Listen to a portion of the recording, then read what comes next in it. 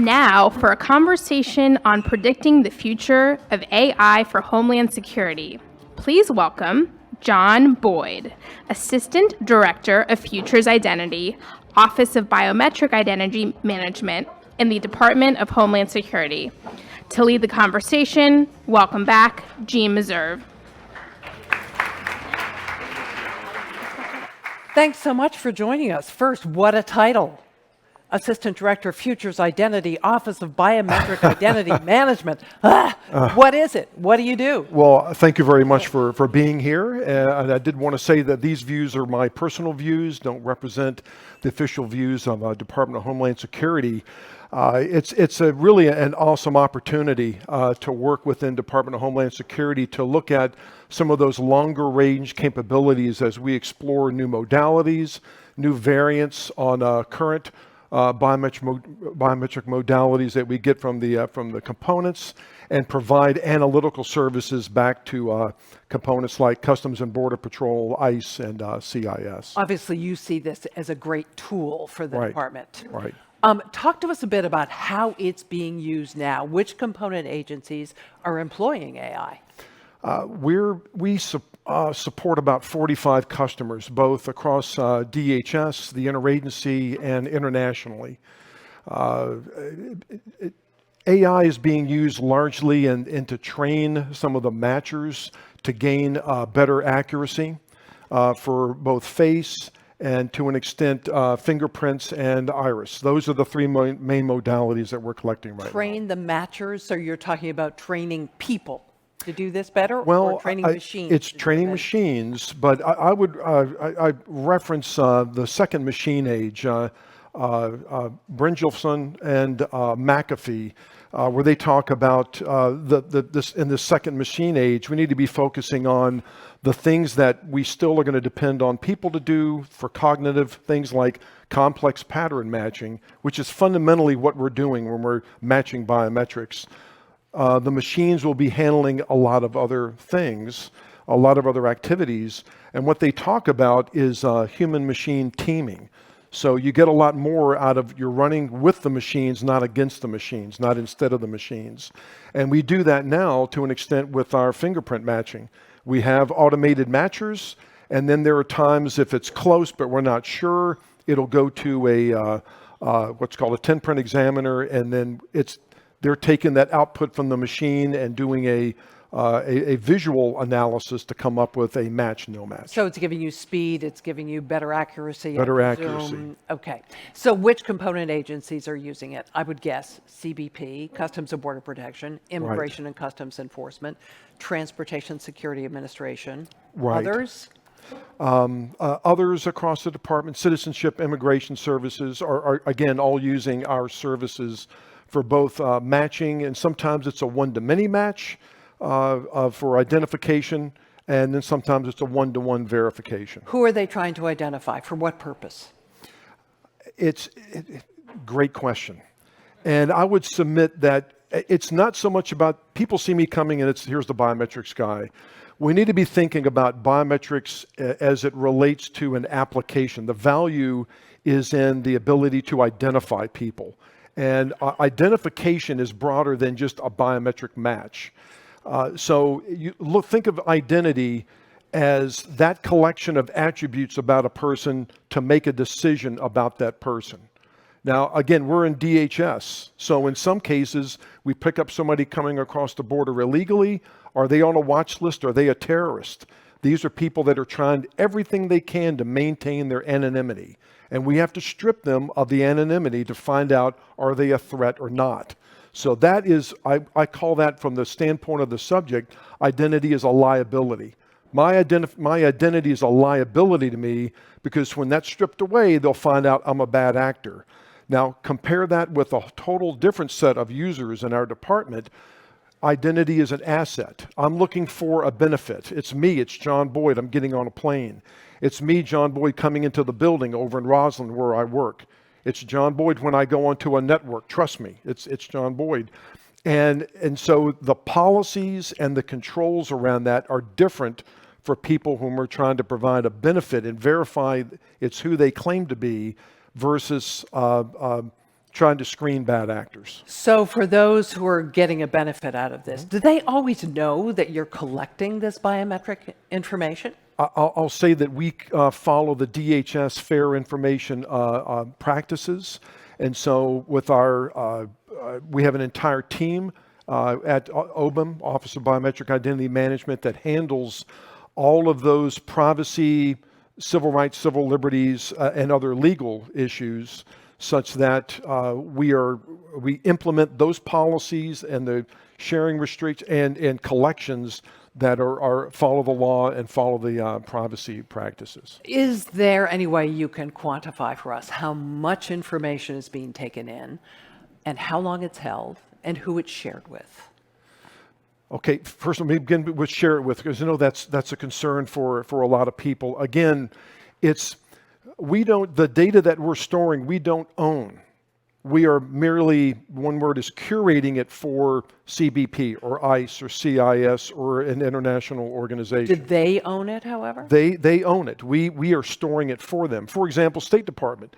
State Department doesn't have its own biometric database. So anybody coming into the country, when they present with a passport, fingerprint, face, we are storing that data. And it's all lined out in service level agreements so that only the people, after it's all been through review, can see that information, and other groups specifically can't see that information. So there's that piece. Just some of the numbers. We are, today, we will probably hit close to 400,000 biometric transactions today. That's face, finger, and iris for both verification and identification. Worldwide, because again, State Department, there's international partners, a lot going on at the southern border, but really all over the country. And the thing of it is, with our system, for every biometric match, there's other identity services called out. Oh, John Boyd provided fingerprints, there's a match.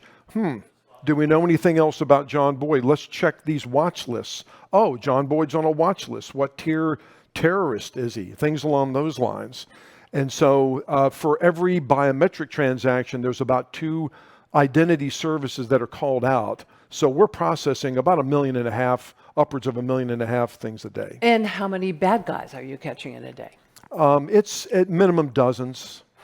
At a minimum? At a minimum, right, on any given day. And on a scale of bad guys, are these minor infractions, or are we talking about? Well, it ranges from straight criminals to international terrorists, high tier levels. Yes, we do get those matches. Getting back to the sharing aspect of this for just a minute, you've talked a bit about what's happening within the department. What about, for instance, with local law enforcement agencies?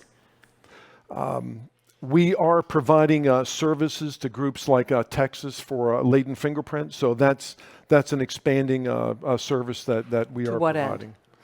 Well, if we have latent fingerprints stored in our database, and certain local authorities or state may not have direct access to that. So it's a lengthy process to work out all of the sharing agreements with the states to make sure that it's all, again, legal, statutory, privacy, civil rights, civil liberties are all observed. So a lot of people have questions about whether those things are being observed, including people who work for some of the tech companies who have been saying to their bosses, wait a minute, on government contracts. Have you run into a bind there? Have there been instances where you have wanted to buy a technology where a company has not been willing to sell it to you? No. Quite frankly, again, what we are in production on is face, finger, and iris, and that's been in production for a number of years now.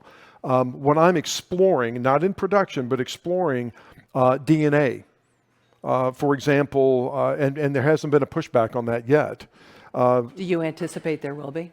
Well, we've worked through some of the statutory questions, but we haven't addressed a lot of the privacy. That's going to take a while. But again, the value of just saying DNA, it lies in the application. People that are coming across the border, and if you watch the news this morning, some of these are breaking. Pilots are already in place with ICE and CBP. You've got families asserting, these are my biological children. You can run DNA analysis, not next generation phenotyping and all that, but just a straight short tandem repeat, and determine is the claim justified? Is it correct or not? And from a few weeks ago, the reports that we're getting is that it could be upwards of a third of the claimed family members were not their family members. So they're committing fraud. We can use DNA for that. Again, not being used in production. It's very tightly controlled. A lot of the data is being deleted after the analyses are run. But that's part of the exploration as we look to do that. Another one, we're looking to explore voice, and it's as much for call centers. Again, we haven't even started this, but we're about to. And we've got some organizations in DHS that will run a call center with 50,000 calls a day. And with consent of those that are calling in, it's possible, that's what we expect to find out, to have people call in and assert, it's me, John Boyd, okay, verify it's John Boyd, and then shift over to changing an address or a phone number, things along those lines. I would think that on the vocal side of things, that's something that could be easily manipulated, unlike a DNA sample. Am I incorrect? Anything can be manipulated. I mean, if you go to the right country, synthetic DNA can be generated. That's being done. Would it be easier to manipulate a voice? Which is why we work very closely with our components or anybody using this to make sure that when they collect, it's tightly controlled collection so that we aren't being spoofed. Presentation attacks are a concern for us. How long do you keep the data? Is it a matter of days, or okay, you're storing it for the other agents? Right. It's on the order of decades. Decades. Yes. So to Joe Citizen, that can sound a little terrifying. You're collecting all this biometric information about me, and you're going to hold it for decades, potentially for the rest of my life? Should I be scared? I would submit that you do not need to be afraid. Do you believe him? I say I'm from the government. I'm here to help. I would submit. I go back to the very tight controls we've got from headquarters, our own privacy staff, our own general counsel on staff, to make sure that when we're collecting, we're collecting it for a certain use. We minimize the sharing. We minimize just what we collect, but a lot of the folks that we've collected on are watch listed people. They're bad actors, and the idea being we may pick them up trying to get a visa coming into the country over in the Middle East, and the next thing you know, they're coming across the southern border. There's the value in that. Is there a fear that we become a surveillance state? I mean, you don't have that fear, but other people certainly have articulated that. Is it a valid concern, given how much data you hold? I would submit it's not a great concern. I know not a great concern. It's still a conversation that that we will continue to have as we work with public affairs, have events like this. But again, we are tightly controlled on what we can collect. We're collecting for specific purposes, for specific lengths of time, and matching and sharing that only under tightly controlled circumstances. It sounds to me like potentially a treasure trove for hackers. Could they get to it? I will state that we are following very tight cybersecurity controls in all the systems that we have, and we have people that do penetration testing to try and figure out if they can get in. We're looking at the threats, and we are following the latest and greatest measures to ensure that doesn't happen. But there's no such thing as absolute security, correct? That's true. That's true. Do you have confidence that all of these technologies actually work? So I used to cover the Department of Homeland Security, and I remember how much money was spent on cameras and sensors to be deployed to the southern border to detect people coming across between ports of entry. And it turned out that once you put it out there in the desert, in the heat, in the sand, in bad weather, it didn't work so well. Are you confident that all these technologies will work in the real world setting where they're being deployed? We're getting that now. Now, you'll have systems that break, or if things aren't cleaned, and you have to get back to the operator to say, clean off the cover of, for the fingerprint reader. But the bottom line is the science is sound, particularly for fingerprints. And as we look to DNA for STR, that's been mature since the 80s, and we're basically leveraging what other parts of the government are already doing.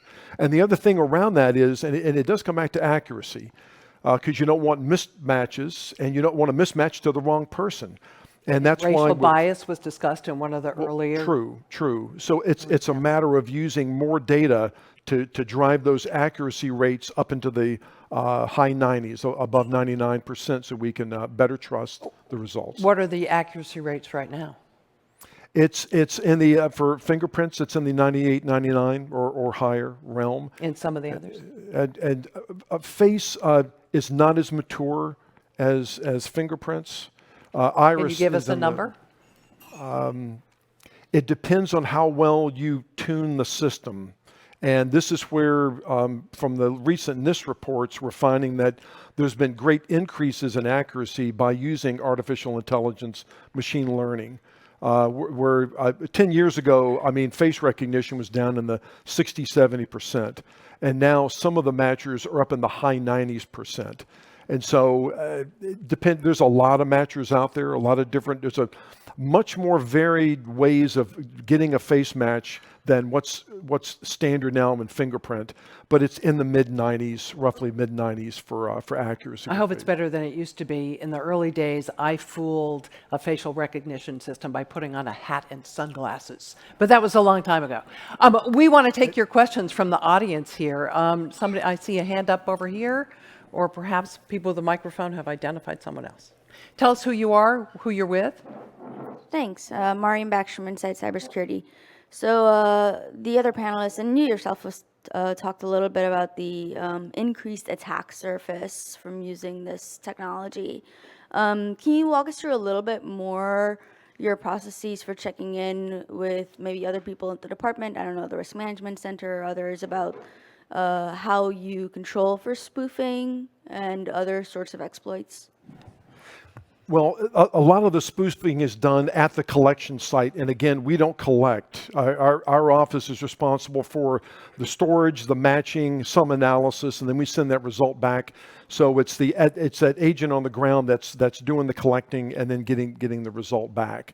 So there have been times when with fingerprints, if we get indications that say it's an altered fingerprint, there are in fact doctors that will come up from South America into the U.S. and provide an operation for people to alter their fingerprints, okay?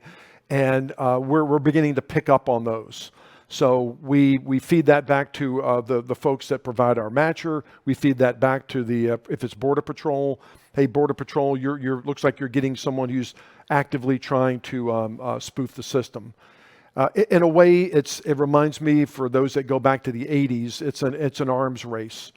So there's no single perfect biometric, okay? That's why depending on the use, the application, we need to find the best biometric, or in some cases, fusion, okay? Because as what I foresee, back to the screening for bad actors, we're going to be picking up biometrics probably at a distance and on the move. So it won't be a mugshot, it'll be, an off-axis picture of a face. And if that's a lower accuracy, we may have to combine that with gait or some other features that we see from the folks, all toward driving toward a greater accuracy for positive identification. Did that answer your question? Another question. Hi, Griffin Murphy, National Academy of Social Insurance. So we could imagine a situation in the future where maybe a malintentioned regime or individual were to rise into power. Presumably they would have access to this information. And if you were a journalist trying to report on the atrocities of this individual or group, and they had access to your location, in the worst case of scenarios, you'd see them tracking you down and trying to threaten you or do these sorts of things to you. So you say, are they a threat or not? In that case, this journalist would be a threat to the regime in power. And you're saying you're collecting the data for a certain use. If a regime were to come in power and want to change that use to something more malicious, that seems like a major problem. So how valid is this concern, and is this something you guys discuss at the DHS? Well, I mean, it ranges. What you're getting at, in a way, is an insider threat. Now, you've got low-level people who just want to do harm, and we have to. There are systems in place, but I can't really get into the details on how we would track that to minimize somebody on the inside trying to do harm. This is a different angle. What you're saying is elections, new people come in and they find out about the database, and how can we use it differently? And I go back to the systems that we have in place. If we're going to access the data, it's all done through policy approval, privacy approval, and then those words are programmed into the system so that only certain people can see that data. And through those systems that we have that are improved and enforced, do we ensure that the wrong people don't gain access to that data? So bottom line, you're saying more benefit than risk. More benefit than risk. That's correct. And we have to leave it there. John Boyd, thanks so much for joining us here today. Thank you very Appreciate much. it.